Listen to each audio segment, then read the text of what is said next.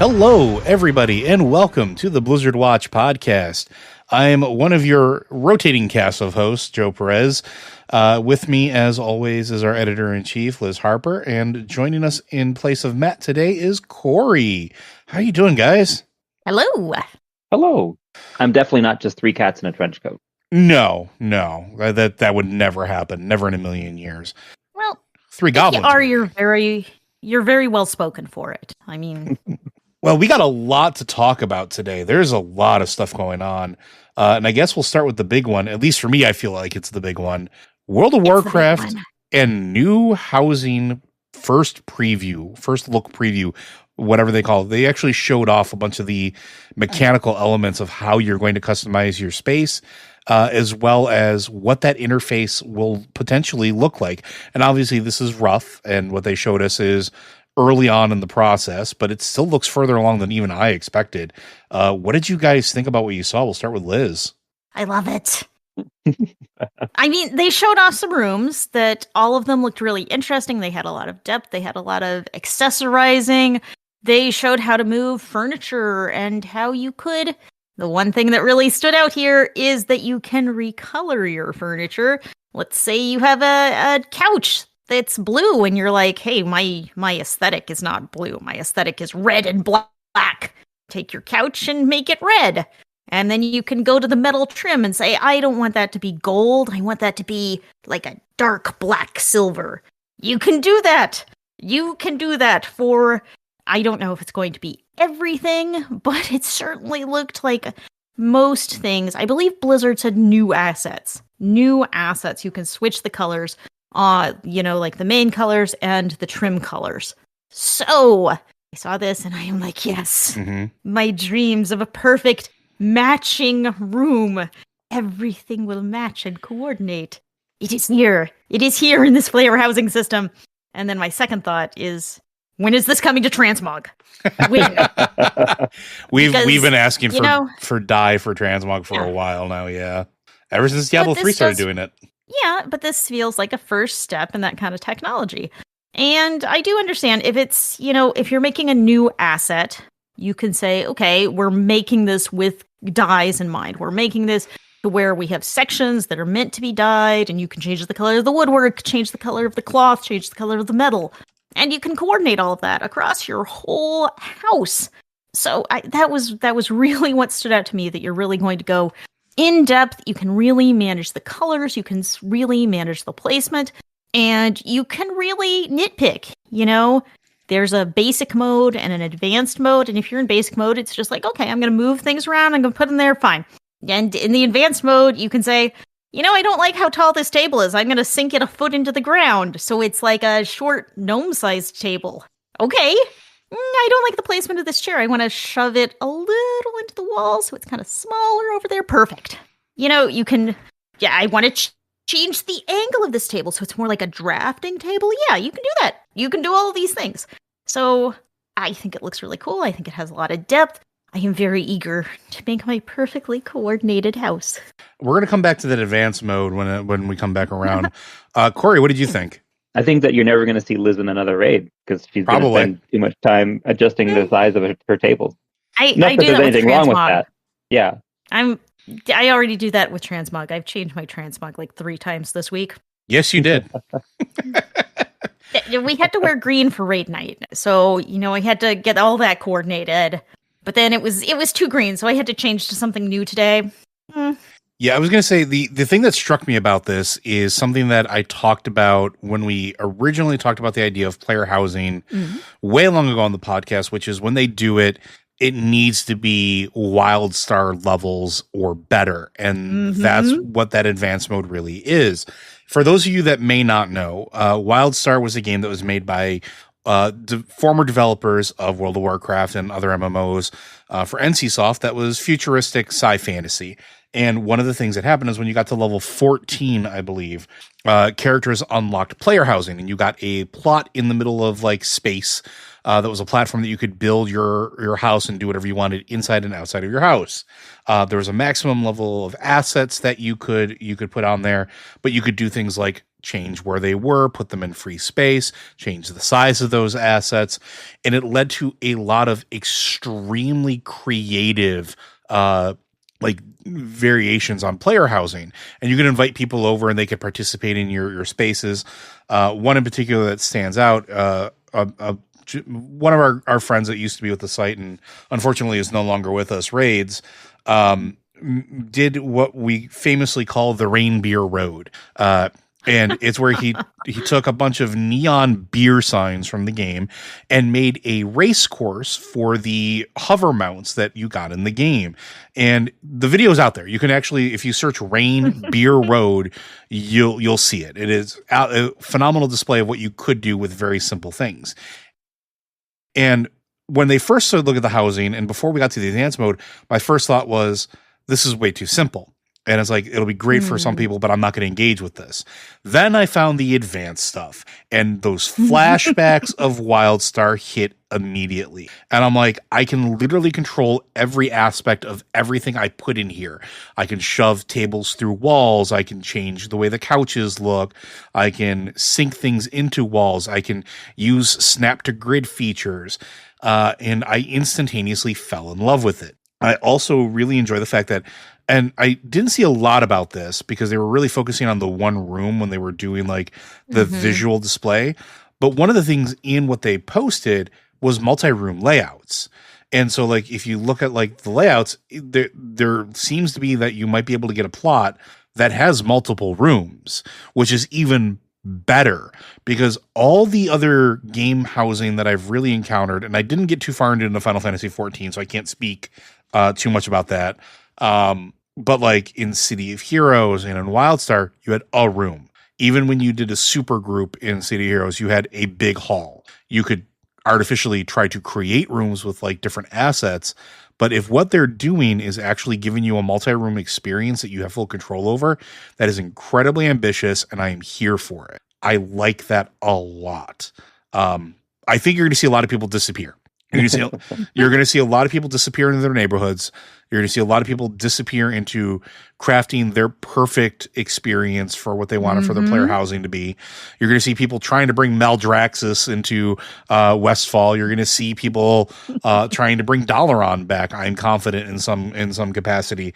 And I'm really curious to see what they're going to do with us obtaining the assets. But from what I've seen in this little preview, I am extremely excited for it. The amount of like player expression that you're going to have, like they're doing exactly what I wanted. They're not doing this halfway. It seems like they're going all in on it. And I'm very excited to see that. And I was going to eat crow because I never thought we were going to get this. And I'm happy that I was wrong. No, it was definitely the fever dream of a madman to expect player housing of this level.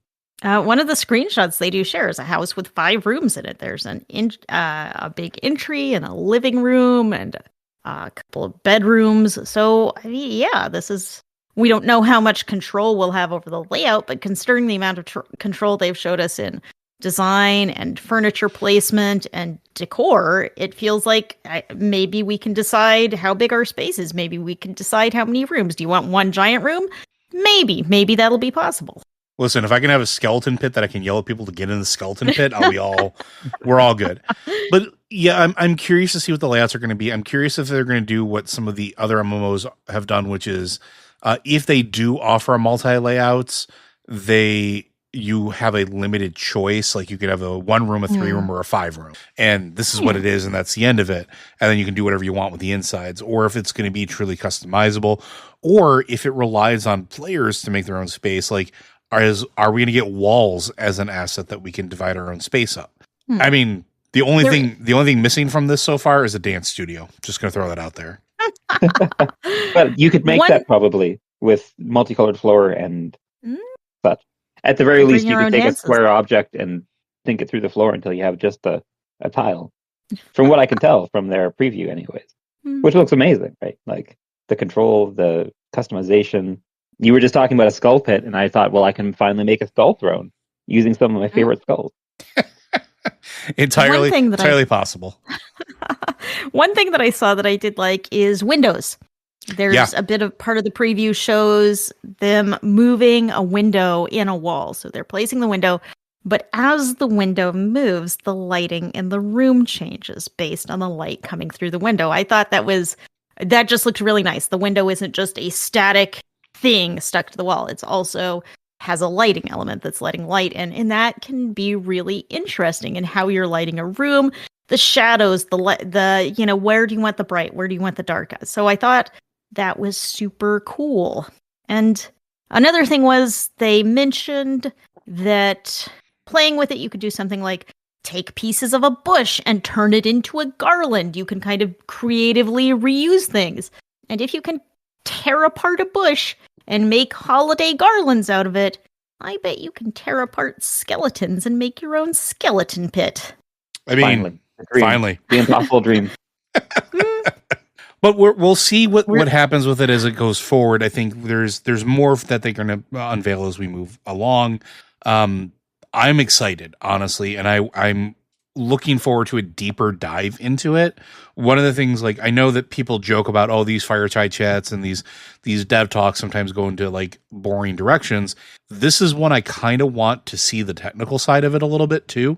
And I want to see if they talk about how they're implementing in the game. Because one thing we talk about that I think is, for me, it's fascinating. I don't know if anybody else out there feels this way. The game is old, right? Like we've talked about this before. The game is 2 decades old. It's built on a lot of code that, yes, it's been updated and replaced over the years, but we still have jokes that, modifying or releasing new content will break Yogg Saron. And there's a reason that joke is still relevant, because it still occasionally happens. And so I'm curious the technical hurdles of putting this in and how they're going to circumvent it. Part of me feels like it's going to be relying heavily on the instance stack, but it could be something completely different. It could be some new technology. And I'm really curious what their plan is to get around that. But I think that's enough about Player Housing, unless you guys have anything else to add besides gushing about how much we want it and need it now. I'd just be repeating myself. I'd just be repeating Liz. That's fair. I think we're going to move on, though, to the Race to World first, because that's over. And I mean, Liz, you want to talk about that a little bit? Sure. Yes. So I've been watching the Race to World first, and it was a strange race. Would you agree, Cory? It's been a weird one. Every time they do the no heroic week, it's a strange one. Yeah. Well, so yes, it's a no heroic week. They didn't have a week to prepare before going into Mythic, which meant we spent a lot of the week watching them do heroic splits and normal splits and more heroic splits and more normal splits. And then when they finally went into the raid, it's like, okay, first boss, second boss, third boss, down really fast. That's what you expect when the big raid guilds get into Mythic for the first time. The first half of the raid is dead really fast, except they hit boss 4. They hit Strix Bunk Junker, who is I love goblin besides names. having goblin names are the best, and I cannot say them right. I've been working on it. I've been practicing my goblin names. I think I got that one correct. Maybe.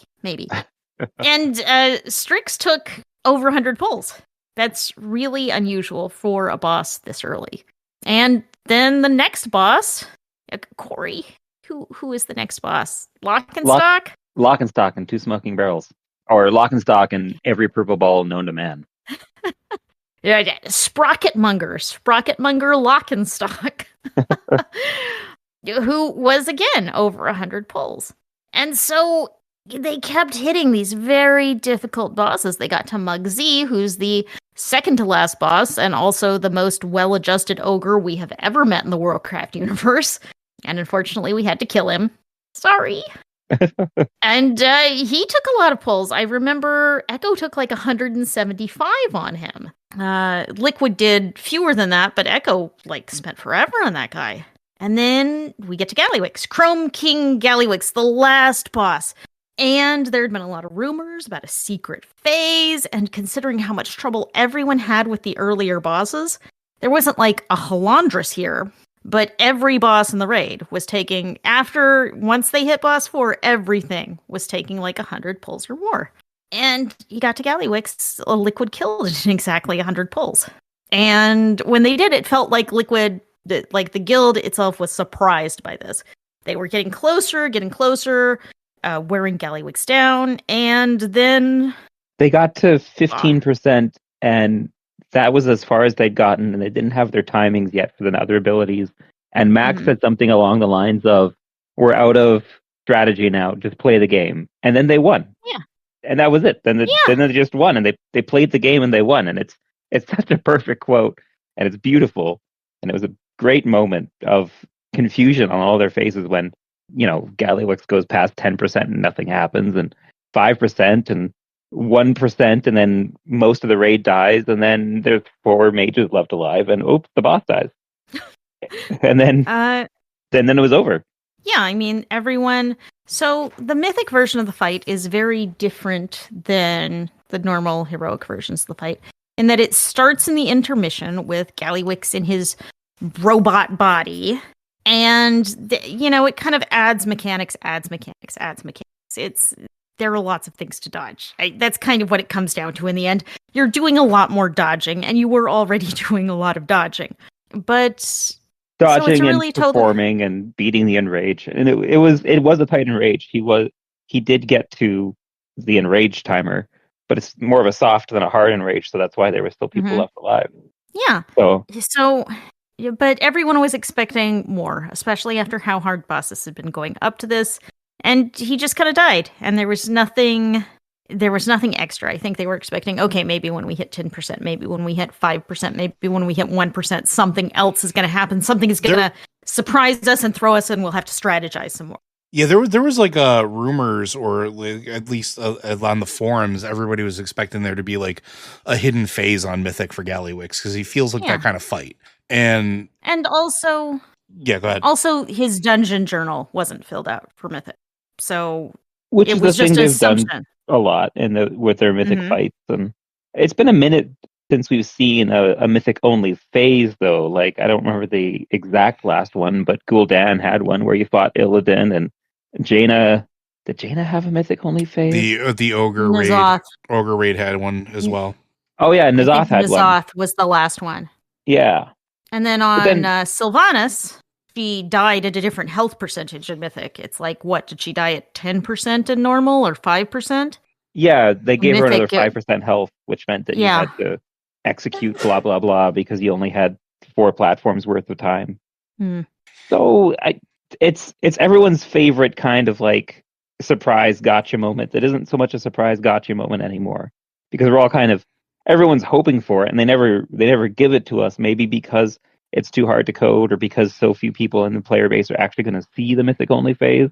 I think, because I don't know. I think part of it though too is like, and we've talked about this in the past, there's a lot going on in these boss fights to begin with, and a lot of times moving from normal to heroic will add mechanics, and then moving from heroic to Mythic will add more mechanics.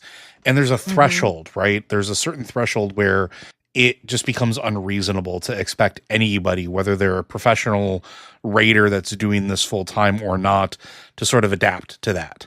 There's a cap. And sometimes just having a really well-designed encounter that has an appropriate number of mechanics is its own difficulty and where it should be. And I would argue that, yeah, hidden phases are cute, but I don't like that. I think that encounters that are really well balanced and well designed don't need them. If it's too easy of a fight and you're trying to throw a gotcha in there, maybe you should have reevaluated the encounter to begin with. And again, occasionally it's a fun little thing, but it should be a rarity. So I'm happy that there wasn't. I'm happy that this was, yes, it was a harder fight. Yes, they had to get through 2 really big door stops before that to get there. Because let's be honest, Muggsy's a sack of hit points that is just, yeah. And then getting to Gallywix, if there was anything extra on there, I think it would have just been too much. So that's my opinion on it, though. I'm happy to see that it went well. I'm happy to see that it was hard enough that only 4 people were alive at the end. Like, to me, that's a good sign of a well-fought like raid encounter, as opposed to, oh, the entire raid's alive, or this feels functionally impossible. It's like, no, it feels like they hard fought for that. And I'm like, okay, yeah, I can get behind that. So yeah, Liquid took 100 pulls on the dot. It was their 100th pull. They did it about 7 hours before Echo got second because Echo was asleep. They didn't expect Liquid to get it that night, or otherwise they might have stayed up and pulled more. And they might have won if they had, because it only took Echo 49 pulls. Yeah. Which is ridiculous for a last boss of the raid tier. Like, that is... Yeah, I don't think we've ever had a last boss of a raid tier that's been this few pulls, have we? Certainly not Echo's 50 pulls. That's wild. And especially, that's right after they spent 175 pulls on Mug Z. So it's like, you have done so much work on the second to last boss, and then you go to the last boss and kill him in a third of the pulls. So it just feels like, maybe Galley would... I don't know if you say, should the earlier bosses have been tuned down a little? Should the last boss have been tuned up a little? It just, it felt kind of uneven. It got very hard very quickly, and then the last boss was a little less difficult than some of the other ones. So it didn't have like that escalating difficulty. But also, I think this is a better raid than we had... What was the Halandris raid? Sepulchre of the first ones? Yep. Am I remembering that? Yeah. Where you had a lot of pretty easy fights. Comparatively, pretty easy for these mythic raiders. And then you had Halandris, who took like 500 pulls, took a ridiculous amount of effort. And then you went back. Anduin, yes. we watched so many Anduin pulls during that race. So I do think it feels better for everyone to take kind of a moderate number instead of going easy. Oh my god, we're never going to finish this. So it did feel like a different race to world first. It wrapped up in just under 2 weeks, and the last boss went a little faster than maybe you expected. Yeah. Another thing, that Cory, is also the appropriate. As much as it's fun to say, like, oh, we want the 3-week boss, we want to see these people. No, we don't. No one does. I like knowing that they're spending everything they've got, like, to get through a really hard boss, because that feels like the point of the whole endeavor. But at the same time, once you get to that 3rd week, everything just kind of it's too samey. The event doesn't have the same kind of pizzazz as it does anymore, because now you've got casters who are trying to fill time on pull 200 of, like, the last 4 bosses all getting to 200 pulls kind of situation, or 300 pulls there. So Cory, yeah, sorry. No, sorry. Go ahead. You tell me what you think. I felt like there was more class stacking in this race than we usually see. Like in Liquid, in that last fight, we had 4 fire mages. And in Mythic, it feels very rare to have classes stacked to that level. Yeah, the one that really stuck out to me as class stacking back in the day was fighting Mythic Blackhand in Warlords of Draenor. They brought so many boomkins. It was like 4 or 5 boomkins, because they needed that on-demand burst to deal with his ads the first time he broke through the floor. Yeah. But this time we saw all those mages. Monks were really out there a lot. And crazy numbers of monks. Yeah. Not very many Death Knights, because Death Knights don't bring a raid buff, and there wasn't really a lot of ads to reposition. That's kind of their only stick. Yeah, and I feel like you have a lot more class stacking, a lot more min-maxing on, like, Mythic races where there isn't that heroic bumper in between too. Because you kind of have to eke out that little extra, because you're not necessarily doing heroic splits, you're not necessarily farming gear, etc. But there was a while that Liquid was running 3 Blood Death Knight tanks on sticks, because, as you say, they wanted to bring in the ads. They were trying to manage the ads on sticks. And so 3 Death Knight tanks. Okay. They didn't wind up killing it with 3 Death Knight tanks, and they were also running 2, or were they running 3 Boomkin for the burst AoE to get down the ads? Yeah. So what's interesting is that they're stacking 3 or 4 of certain powerful classes, and there's some classes that aren't in the lineup at all. Death Knights primarily. Feral Druids. Yeah, well, Feral Druids usually aren't. Yeah, but the classes they're stacking are different classes on each fight. Fire mages were big throughout. Windwalker monks, Mistwalker monks, Mistweaver monks. Wait, do I have those mixed up? Okay, moving on. But and I guess it's a certain degree of, like, just the uniqueness of this as an event. that it's not really an event. No one has ever officially gone out and said, you know what, this is an event, because if Blizzard ever did that they would have to change how they approach the 2 weeks around the Race to World First in a much different way. And so class stacking to get the maximum possible damage in the shortest amount of time. They have so many analysts on staff who are probably simming and re-simming every possible combination of gear out of the raid with every possible class, and it's just probably why we only ever see 3 real contenders, because you have to put so much into this race to compete at this kind of level, at the level of Liquid and Echo and Method, where they have organizations and analysts and chefs, and they have a dedicated shot caller. They have the 21st Raider who is sitting outside of raid and just watching the streams and calling out all the mechanics, so nobody in the raid has to be splitting their focus between performing and reminding everyone else that, hey, you got to collapse right now, there's a meteor coming in. Yeah, just having those callouts can be so helpful. I mean, even running normal and heroic callouts, it can make a big difference when someone says, okay, defensive, okay, stack. All of those things help so much, and to have someone paying attention. And have a qualified person doing that too, like not just the guy that will say it because he happened to glance over at his DBM and said, "Oh wait, something's coming. Let me announce it." Yeah, I once had the pleasure of raiding with the raid leader from Vodka's, one of the former top. I'm sure they're still in the Mythic somewhere. They have the world first kill on the first boss in whatever mini raid Unat was in. They were the first ones to get it. Yeah, but they came to help us with our Jaina, because my little heroic guild wasn't getting Jaina down in Battle for Azeroth, and so they came and they tanked and they did the raid callouts, and it was amazing. They were as good as, I assume, the air traffic controllers at London Heathrow. They were probably directing air traffic at London Heathrow Airport while also directing our raid on Jaina. And I'm sure at no point their blood pressure spiked above what it normally is.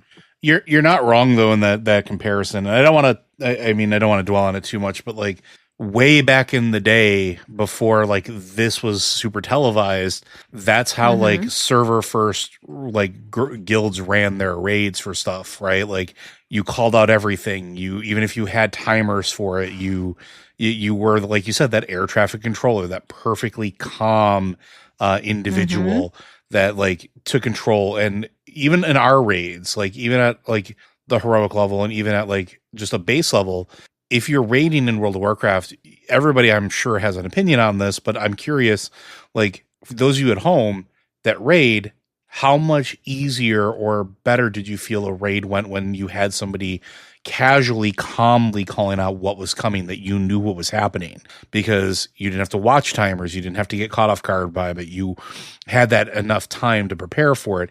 It makes all the difference in the world. And listening to some of the Race for World First stuff, they're on a whole other level with that, I think. But I think we should. Go ahead. It's just always so impressive to watch these people play on that high level. And I'm like, I'm not going to play. I'm never going to do this. That's not going to be fun for me to go and conquer these super high up challenges. But I find it really fun. Yeah. It's so fun to watch. And I do want to, before we call out the MVP of the entire team of Liquid, which is, of course, Chef Heidi, who is feeding a team full of voracious raiders for like 3 weeks, because they get there and start prepping before the race starts. So, yeah, Chef Heidi. A+. The real MVP. I know I would play better, just in general, if I had a personal chef to bring food buffs are important for raiding. That's how this works. Yeah. I mean... And that's another thing. You can see how much it takes to get this together, because they can totally think about Warcraft. They can totally think about this raid all day. They have a professional making them delicious food, like a baked potato bar.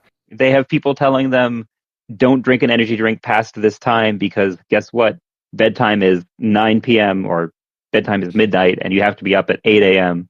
and raid starts at 10 a.m. So like it's such a impossible. No one else can play at that level, because it's such a different way of playing to make sure that you can handle raiding for 14 hours a day for 12 days straight kind of thing. Absolutely.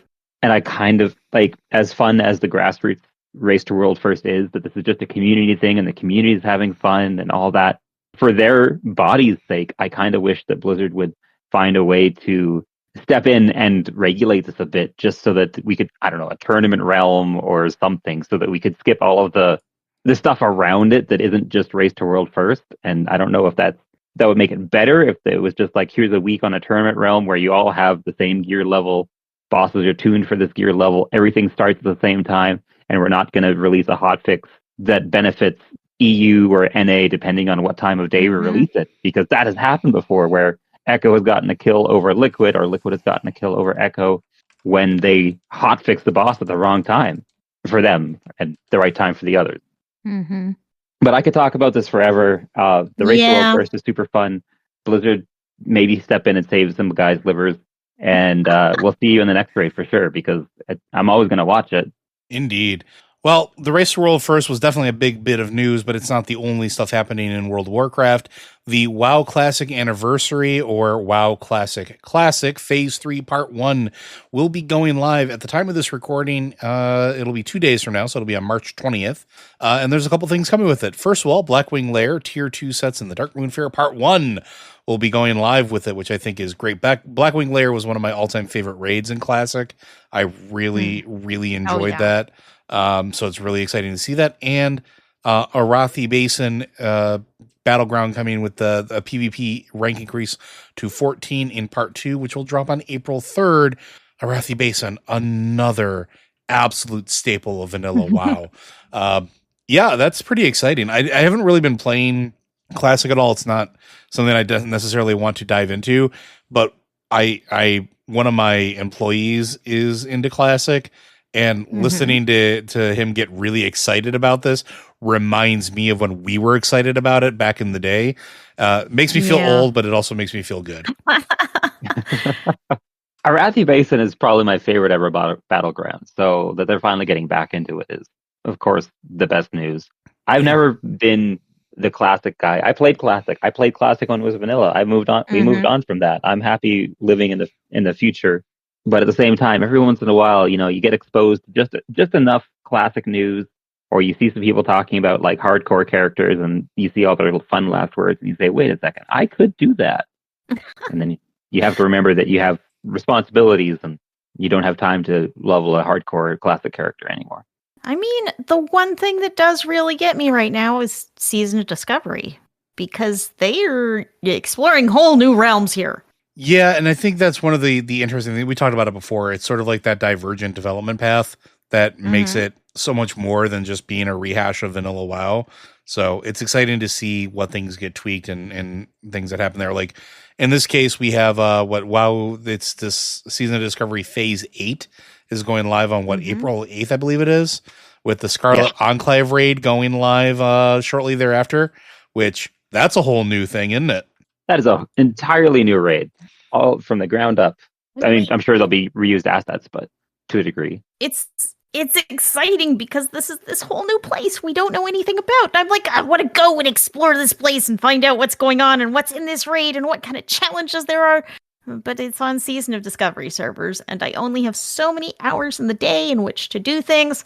And it's like, okay, I'm just barely hanging on and keeping up with my retail WoW character. So I can't do that twice. Yeah, the interesting thing about it too is like it's a harken back to the old raids.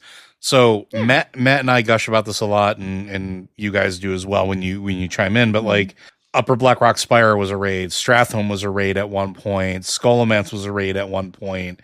They weren't necessarily 40-man raids, but they were definitely larger than a Dungeon 5 stack. And here, the Scarlet Enclave looks like it's going to be somewhere between. It's tuned for 20 players, but you can bring up to 40, is what it says. With no scaling difficulty, it's not going to be like flexible raiding. But it's interesting to see that and what it will entail. And the idea is that it's somewhere located in the Eastern Plaguelands, which makes sense. And what it's going to entail, we don't know quite yet. And I think it'll be exciting to see what happens when it goes live, because I think it's going to be an exciting, I don't want to say a new blip, but it's going to be something exciting and unexpected for all those players to experience fresh.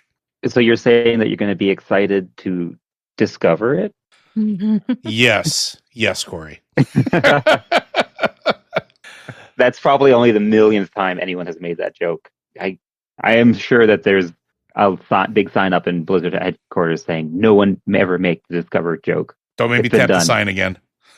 Yeah. I mean, yeah, and if you are playing on Classic and Season of Discovery, I'm interested to hear what your thoughts are on it. Let us know. Absolutely. Hit us up on Discord or engage in the comments here down below and let us know what your thoughts are on the Scarlet Enclave raid. If you get to play it, come back and tell us what you thought of it. Let us know. I'd love to hear from it. Speaking of loving to hear things, one thing we definitely talked about, we all gushed about, every single one of us gushed about, was the jazz music of Undermine, which now Blizzard has just released on YouTube, Spotify, and Apple Music. If you go ahead and search for Undermine, you get the soundtrack. It's really, really cool, and I'm glad that they did this. I remember the collector's editions releasing with the soundtrack CDs, and that being one of my favorite pieces of the collector's edition. I love the OSTs, and now in the day of digital content, releasing stuff like this is fantastic. Because man, the Undermine music just slaps. It's so divergent from the standard fantasy music you get in Warcraft that it stands out so well. And standing out would be fine, but it stands out and it's done well, which means it stands out in a good way, which fantastic. More of that, please. Absolutely phenomenal. But I think that does it for our WoW news. And now we're going to move on to something a little more sinister because there's a few things happening with Diablo. The official end date of Diablo 4's Season 7 has both been officially announced and simultaneously pushed back to April 29th. That's interesting. That has to do with them kind of still needing to work on the next season, right? Yes. Specifically, the change to the Torment difficulty scaling is what's tripping them up right now, it seems like. Quoted from Rod Ferguson, director of Diablo. They want to make Torment 4 feel like it's a big milestone that you've gotten into the hardest difficulty, and oh boy, are you unprepared for the vicious soul rending that Diablo and the minions of Diablo and Lilith and Mephisto and all the others are prepared to lay down on you. And whether or not you like the idea of an ultra hard Torment 4 or not, it's happening, and it's taking more time to get just right. And of course, they had a 1-week PTR, which just wrapped up. So it's like they don't spend a lot of time doing open player testing. And I think it makes sense. If it needs more time to bake, it needs more time to bake. Take the time to make it feel right instead of releasing it rushed. Because the Diablo 4 team does have a little bit of a history of kind of messy launches that don't go quite as well as they might, that require a lot of hot fixes along the way. So yes, I'm glad to see them taking time where they need time. And we're just going to have to see how the new difficulty tiering comes out. I know from PTR testing, they are saying that Tier 4, Torment 4 is not as super impossible as maybe the Diablo devs made it sound when they were explaining, but that there's just more of a variance of difficulty. It scales better instead of being just super fast from beginning to end. Yeah. They also, and with combining that with the quote longer leveling time, they want you to spend more time in Diablo before getting to that just farming the hardest content, and then finishing it in 2 weeks and not playing again. Yeah, and I understand the mentality behind it, but like part of me hates that a little bit. So like I this is gonna sound weird, but like one of the things that I liked about Diablo 2 wasn't necessarily the leveling experience. It was farming the harder content for specific things and drops. And I feel like that might be something that's been missing from Diablo 3 and Diablo 4 in the play pattern. Like farming specific uniques, I think was always an important part of Diablo, or something specific for the character class or that you were playing or whatever the case was. Or in Diablo 2's case, farming specific rune words and running through that content. And we spent hundreds of hours doing that. And it wasn't because we enjoyed the leveling experience.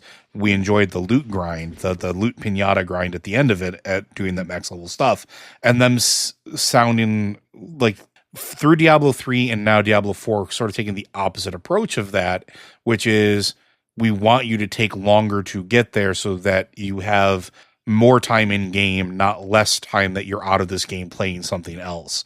Whereas maybe, and this makes me in the minority, but I would like to see Diablo 4 develop a play pattern, even if it's with the seasonal stuff or just the base game, that really encourages people to jump in and play the game, even if it's periodically between content releases, more so than trying to, I don't want to say hold you hostage, but we talked about this a little bit on the pre-show. Instead of feeling like you're obligated to play it for a longer period of time, make it feel more like a choice, less like a job, I guess would be the best way that I can say it. And I don't know how I feel about that yet. They've been trying, because all of their events only last for maybe a week and a half at most. Well, there's another Mother's Blessing. But doesn't that do the opposite though? Think about it. If you have a week to do something, and don't you feel more obligated to do it in that week versus if this event takes 3 weeks? Okay, well, I have time. I can jump in and do it when I have availability. And Liz, you were saying something. Yeah, I mean that's exactly what I was going to say. I think having really short events does make you feel like, oh my god, I have to play this now. I have to play this today. And as Cory was just saying, Mother's Blessing is back. It is back for exactly 1 week. It March is going 18th to 25th, right? Yes. So it's going to, it's a boost to XP. It's a boost to gold earnings, though right now gold earnings do not seem super important. And you're also going to get that extra cash from turning in whispers at the Tree of Whispers. So this is great. This is awesome. It's going to help you level faster. If you, like me, started the season and then got distracted by something shiny and haven't gone back to finish it yet, this is a great time to go and do that. But also it's like, now I have to play this week. But I really feel like playing Warcraft. I mean, I got a raid night. I need to make sure I'm geared up. I need to go in and practice my rotation. I need to do all this stuff. But this week is Mother's Blessing and Diablo. I have to play Diablo because this is going to end and be gone. And then I'm not going to have a chance for faster leveling. So yeah, I hate that feeling of obligation. And at the same time, I'm trapped in it. I am trapped in it. It is working. Yeah, and I hate it. I'll say the last thing before I think we move on is like it honestly makes me feel the opposite and makes me not want to play the game. And so like it's like, why would I feel like I want to do something that I'm obligated to versus something I want to when there's a million other things that I could be doing with my time, and in a time of a ton of games and a ton of things that I could be spending my time with, make me want to play your game. Don't make me have to play your game. Generally, that's my motto. So. But we'll see. It's a good motto. Maybe they'll learn their lesson. Maybe they'll figure it out. And, especially because the last event was 1 month prior to this, they had time. They could have done more than a week. So yeah, just throwing it out there. But now I think we're going to move on real quick because we only have a limited amount of time. We have so much more left to go. And this one the next two are probably going to be up Cory's alley. Warcraft Rumble. Anything going on in that? There's a new season dropping right away. Last time I was on, I mentioned that Arthas was coming, and there's always got to be a Lich King, and he's really close. But they've frozen the whole Warcraft Rumble map, and so there's ice everywhere. He's right on the horizon, but we know nothing about it as of this time recording this. We know that his event is coming, and that there's going to be a demon skin for him. They've just added the leader skins as an option, but there's none available until the Arthas event happens. So they're still working on stuff. People have been asking, like, why can't we get skins for our units forever? And it sounds like it's finally happening, as well as there's increased difficulty options and probably increased rewards coming for their not quite a siege co-op event called Siege, or not quite a raid co-op events called Sieges, where you and a partner play against 3 different fights of moderate difficulty rather than 9 fights of trying to kill Ragnar's. And so you can play that on Heroic, or you can play it on Mythic, and they'll throw a whole bunch of unfair mechanics at you, and maybe you'll get better rewards. But Arth is coming soon, Blizzard soon, hopefully information by the next time I'm on the podcast. And we'll make sure that we drag you on for that, with whether you like it or not. I think you're going to like it. Speaking of things you like, and the hopium is real, definitely in Cory's heart, and I'm sure in mine as well. Heroes of the Storm got another patch. Yeah, the patch I talked about again the last time I was on has gone live. It's now live and active on Realm on the live game servers as of the 12th of March. And a couple more tweaks from the PTR. Things got nerfed a little bit less. Things got buffed a little bit more. It's still happening. Like they're still coming out, and we're getting more patches more frequently in the last year than when they first announced maintenance mode. So unfortunately, that just means, of course, we have to be what's the word I'm looking for here? Annoying about it and being like, yeah, of course they're keeping the game alive. Like it's got to be happening. Otherwise, why are they spending so much time on it? How is this one developed? I really hope that the development team that's still doing patches isn't working themselves to death over it, because that would make me feel sad.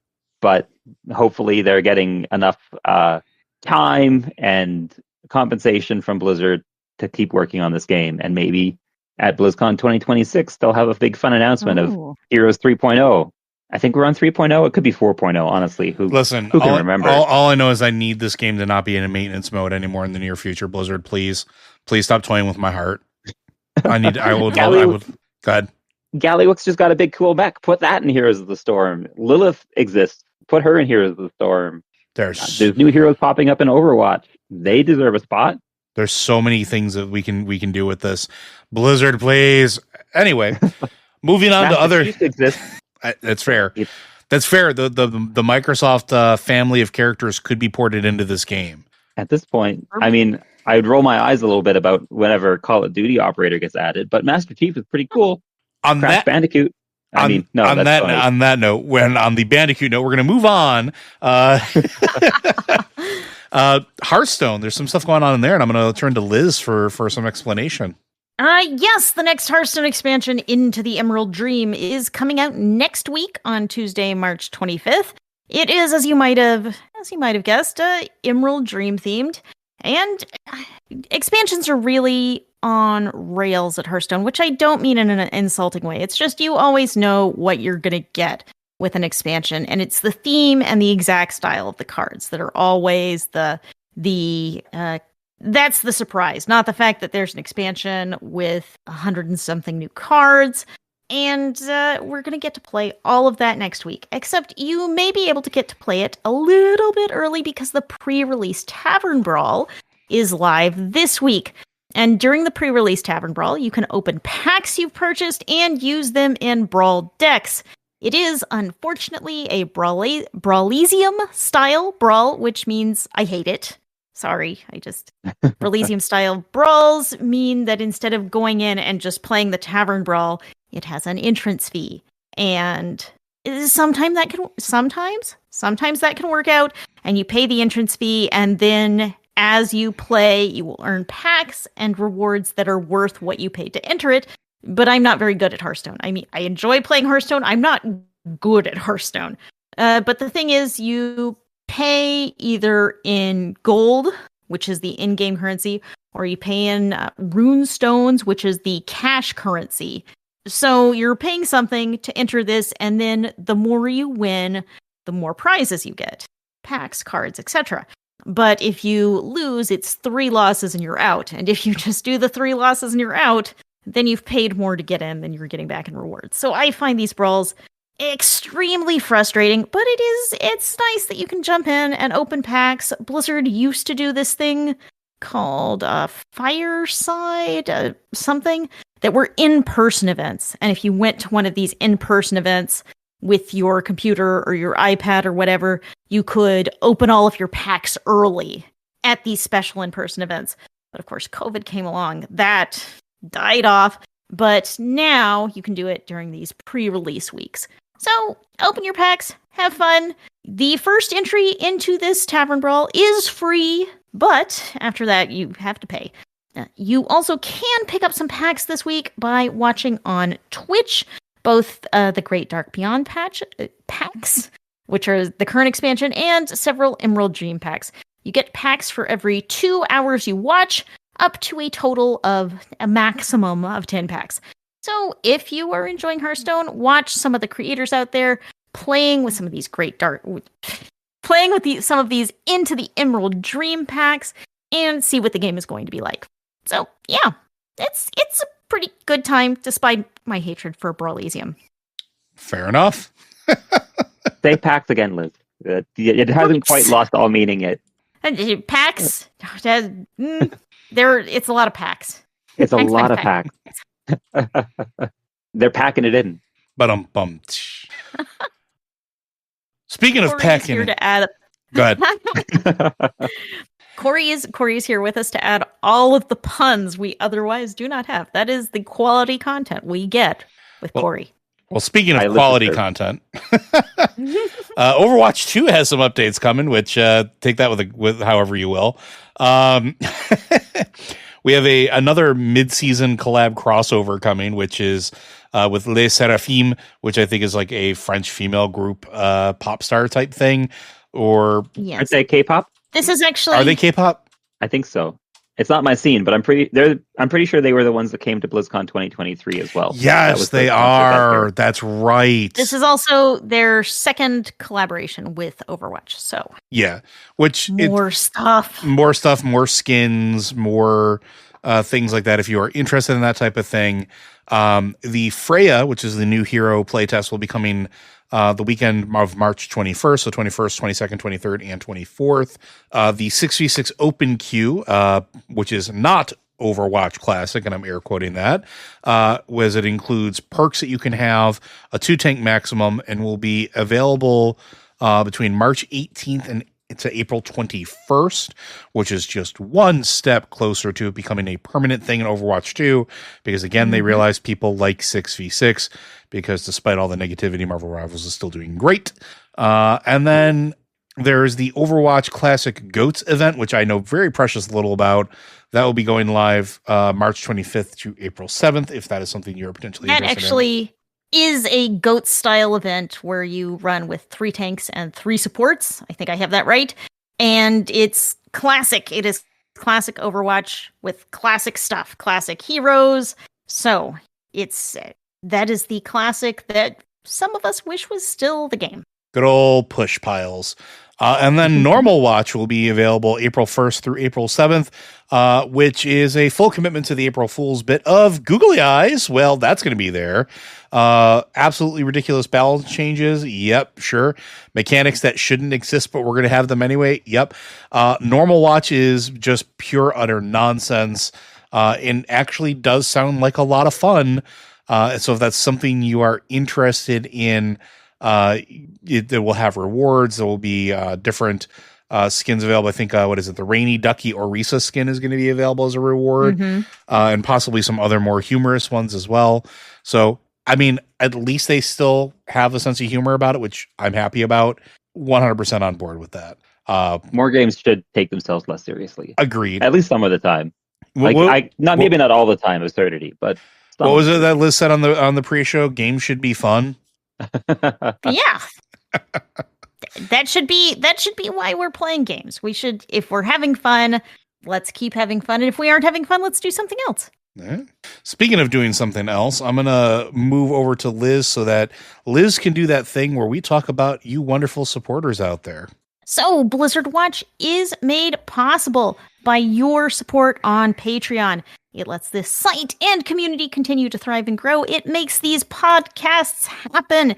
It lets us do all sorts of things, and we keep trying to do more things, but, it's your support that drives that. I wanted to thank a couple of new supporters this week. John, who upgraded to $10 a month, and Elizabeth, who pledged at $10 a month, and not me, but great name. Great name. It has an S instead of a Z, so that's how you know it's not me, but someone completely different from me. So thank both of you for putting in pledges, upgrading pledges this month. That really helps us. That lets us pay writers. That lets us, we're in the middle of working on the site to do an upgrade that will hopefully help you all find content more easily, help you see the latest podcasts more easily, and fund all of our efforts here. I do want to remind you all to subscribe to our new Tavern Watch podcast feed. I know I've been harping on this for a while, but anyone who doesn't listen all the time is probably used to having Tavern Watch in this podcast feed. It is no longer here. If you want tabletop news, if you want games, those are going to be on the Tavern Watch feed. Go search for Tavern Watch in your podcast player of choice, and you should be able to find it. we are currently putting out our game of Triangle Agency, which is a really fun game about it's hard to define. It's a corporate worker supernatural agency thing. It's a lot more exciting than I think I just made it sound. Warehouse 13 meets Supernatural meets Twin Peaks meets Saturday morning cartoon. That just sounds like playing Control. It's exactly what it is. It's it's a bit of Control there. And the game after that is going to be Pigeons 11, which was some wacky fun on that one. I got to run that game. It's exactly what it sounds. Everyone was a bird. Everyone was playing a bird. It was great. And I also want to tell us, if you aren't following us on Instagram, we are now doing podcast clips on Instagram. We are also on Threads, Blue Sky, YouTube. We post podcast clips there. So if you are interested in keeping up with our news, our podcasts, follow us on social media. Blue Sky is probably where we're most active. We're also on Mastodon at gamepad.club. Our ID on all of these is Blizzard Watch. So if you want to follow us on social media, go and give us a follow. It's the best place to see the latest news, and I have been posting clips of all of our podcasts every week, so you can get a little preview of my favorite moments. And this week's Tavern Watch preview was about Eric blaming time zones for the death of a cat. It was something like that. That was from Triangle Agency. It's a weird one, guys. So if you support us on Patreon, you make sure we can do all of these podcasts. Supporting at $3 a month will get you podcast ad-free and early. Supporting at $5 a month will get you an ad-free site experience where you can read blizzardwatch.com without any advertisements. And you can subscribe on patreon.com/blizzardwatch. If you can't subscribe, we understand, but you can always listen to this podcast, share, like, and subscribe, or visit us on blizzardwatch.com to read things on the site. We appreciate your support. Thank you so much. And don't forget to send us any questions that you have, if you have any for this podcast, any of our podcasts, or, just want to say hi. You can send those into podcast@blizzardwatch.com. Specify the show that it is for, as well as any special pronunciation of your name. If you don't want to do email and you want to hit us up on Discord, we have the Q and Podcast Questions channel. Same rules apply. If you are a Patreon subscriber, please be sure to send those in. You can hit us up on the Patreon Q and Podcast Questions channel, where we tend to look there first as a way of saying thank you for helping us keep the lights on. Or you can send us a message on Patreon, and we will get them as well. We make Liz dig those out and send them to us, so we have them, I assure you. And we definitely need more of them. Well, we didn't have time to get to them today. There was just a lot happening today. We skipped a whole bunch of stuff. Trust me, folks, we had plenty to talk about, but that doesn't mean we don't want to hear from you. So please send those in. We like it. With that, folks, we'll see you next week. Bye, everybody. Bye.